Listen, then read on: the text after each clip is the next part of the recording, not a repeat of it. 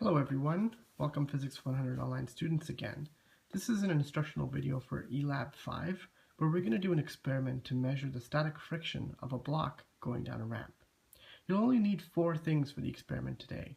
First, a block. So this is just a container I found around the house that I'm going to use to actually have it slide down the ramp.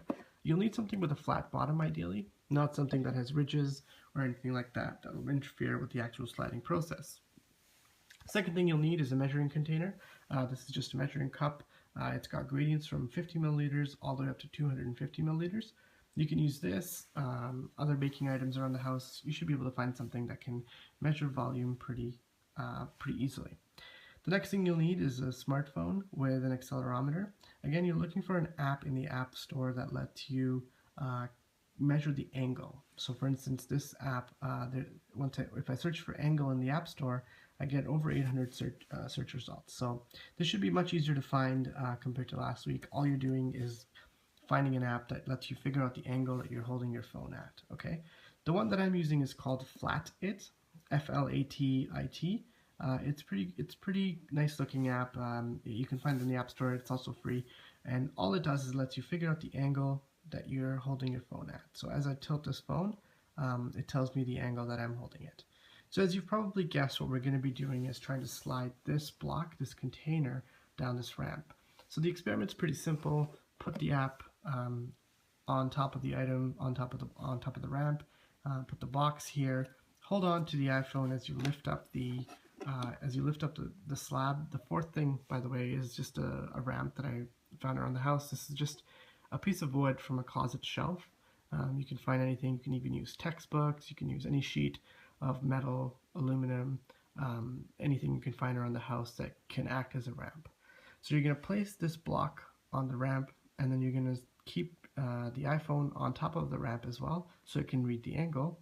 And you can see that this angle right here is the one that I'm interested in.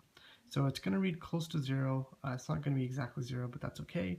So hold on to the iPhone or the Android or whatever phone you have, attach it to the ramp somehow, or just hold it. And then slowly lift up the object so that it creates an angle. And all you're doing is you're waiting for this object to slide down the ramp and then just getting the angle that it slides down. So right now I'm at 27 degrees and it's still not sliding down. So I'm going to get it up a little bit higher and eventually it's going to start moving down. So 37.5 was around the angle that this object fell down the ramp. So now that I know that, I'm not going to go as slowly, right? So I'm going to pick this up and I'm going to get it up to maybe 20 degrees and then start going slowly, right? So at 20 degrees, I know that it's not going to go down. But if I then start doing it slowly, I can make more careful measurements about the point at which this object will start sliding on the ramp. So it was on 34.4. So you repeat this a few times, depending on how you set up your experiment. You can repeat it probably, 5 times is a good estimate. Now that you've finished with this empty container, what you're going to do is you're going to fill this measuring cup with 100 milliliters of water. Then you're going to add it into this container, and then you're going to run the experiment again. So what that'll do is that'll make this mass heavier by 100 grams. So remember, 100 milliliters of water is equivalent to 100 grams. You're going to repeat this experiment for around 5 or 6 masses. It's just a suggestion, by the way, to fill up the container with water. You can fill it up with whatever you like, rice, sugar, flour, whatever you can find. And it doesn't have to be liquid necessarily. Water is just easy because we know how much volume of water corresponds to what weight. All right, so anything you can find around the house, if you have a weighing scale that's sensitive enough to measure smaller quantities, use that, that's perfect. You can fill up your box with objects. So last time some people used gym locks. You can place those objects inside your container to weigh them down and then repeat the experiment as your different masses.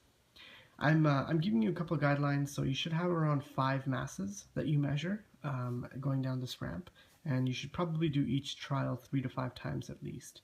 It shouldn't take you long. I did the entire experiment around 20 to 30 minutes. The hardest part of this lab is finding the materials. Once you do that, everything should be pretty good. So this is the video just to get you started on the experiment. Next, we'll show you how to analyze the data. All right, good luck, guys.